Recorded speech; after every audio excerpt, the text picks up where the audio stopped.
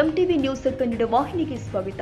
Civil ವ್ಯಾಜ್ಯದ ಆದೇಶ ಪ್ರತಿಯನ್ನ ನೀಡಲು 10,000 ರೂಪಾಯಿಗಳ ಲಂಚ ಪಡೆದ ಆರೋಪದ ಮೇಲೆ ಜಿಲ್ಲೆಯ ಕಮಲಾಪುರ ತಹಸೀಲ್ದಾರ್ ಕಚೇರಿಯ ಪ್ರಥಮ ದರ್ಜೆ ಗುಮಾಸ್ತ ಶಶಿಕಾಂತ್ ಜಂಜೀರ್ ಎಂಬಾತನಿಗೆ ಲೋಕಾಯುಕ್ತರು ಕಾರ್ಯಾಚರಣೆ ಕೈಗೊಂಡು ತಮ್ಮ ವಶಕ್ಕೆ ತೆಗೆದುಕೊಂಡ ಘಟನೆ ಶನಿವಾರ ವರದಿಯಾಗಿದೆ. ಕಮಲಾಪುರ ತಾಲೂಕಿನ ಕವನಹಳ್ಳಿ ತಾಂಡಾದ ಕಿಶನ್ ರಾಥೋಡ್ ಅವರು ಸಲ್ಲಿಸಿದ ದೂರಿನ ಅನ್ವಯ ಲೋಕಾಯುಕ್ತರು ತಹಸೀಲ್ದಾರ್ ಕಚೇರಿ ಮೇಲೆ ದಾಳಿ ಮಾಡಿ ಲಂಚ ಪಡೆದ ಶಶಿಕಾಂತ್ ಜಂಜೀರ್ ಪ್ಯಾಂಟ್ ಹಿಂದುಗಡೆ ಜೇಬಿನಲ್ಲಿ ಇದ್ದ ಹಣವನ್ನು ಲೋಕಾಯುಕ್ತರು ತಮ್ಮ ವಶಕ್ಕೆ ಪಡೆದುಕೊಂಡಿದ್ದಾರೆ. ತಹಸೀಲ್ದಾರ್ ನಡೆಸಿದ ಸಿವಿಲ್ ವ್ಯಾಜ್ಯದ ಆದೇಶದ ಪ್ರತಿಯನ್ನ ನೀಡಲು ಬಾಕಿ ಇರುವ ಕೆಲಸದ ಎಂಎಜಿ ಪ್ರಕರಣ ಸಂಖ್ಯೆ 189/24/25 ಆದೇಶ ಹಳೆಯ ಪ್ರತಿಯನ್ನ ನೀಡಲು ಹಣ ಕೊಡುವಂತೆ ಪ್ರಥಮ ದರ್ಜೆ ಗುಮಾಸ್ತ ಶಶಿಕಾಂತ್ ಜಂಜೀರ್ ಒತ್ತಾಯಿಸ್ತಾ ಇದ್ದ.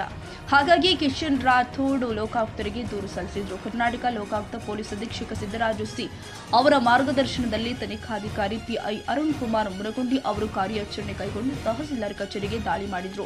ಲಂಚದ ಹಣ ತೆಗೆದುಕೊಂಡಿರುವ ಕುರಿತು ಪ್ರಶ್ನೆ ಮಾಡಿದ್ರು. ಅಲ್ಲದೆ ಲಂಚದ ಹಣದ ಕುರಿತು ತಪಾಸಣೆ ಮಾಡಿದಾಗ ಪ್ಯಾಂಟಿನ ಜೇಬಿನ ಹಿಂದುಗಡೆ ನೋಟಿನ ಕಂತೆಗಳು ಪತ್ತೆಯಾದವು.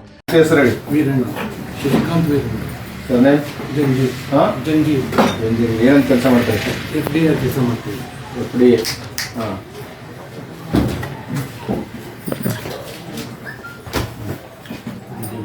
तुम्हारे अमाउंट ಹೇಳಿದೆ ಹೇಳಿ. ಸರಿ ತೆಗಿರಿ ನೀವು ಹೇಳಿ.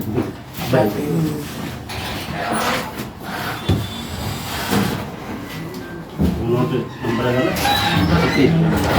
ತೆಗಿರಿ ಓಪನ್ ಮಾಡ್ರಿ. ತೆಗೆದು ನೋಡಿ ಎಷ್ಟು ಕಾಂಗ್ರೆಸ್ ನೋಟ್ ಅನ್ಸಕ್ಕೆ ಬರಲ್ಲ ಬರವಣ ಅನಿಸಲ್ಲ. ಆರೋಪಿಯನ್ನ ವಶಕ್ಕೆ ತೆಗೆದುಕೊಂಡು ಹೆಚ್ಚಿನ ವಿಚಾರಣೆ ಮಾಡಿದ್ರು. ನಂತರ ಆರೋಪಿಯನ್ನ ನ್ಯಾಯಾಂಗ ಬಂಧನಕ್ಕೆ ಒಪ್ಪಿಸಿದ್ರು.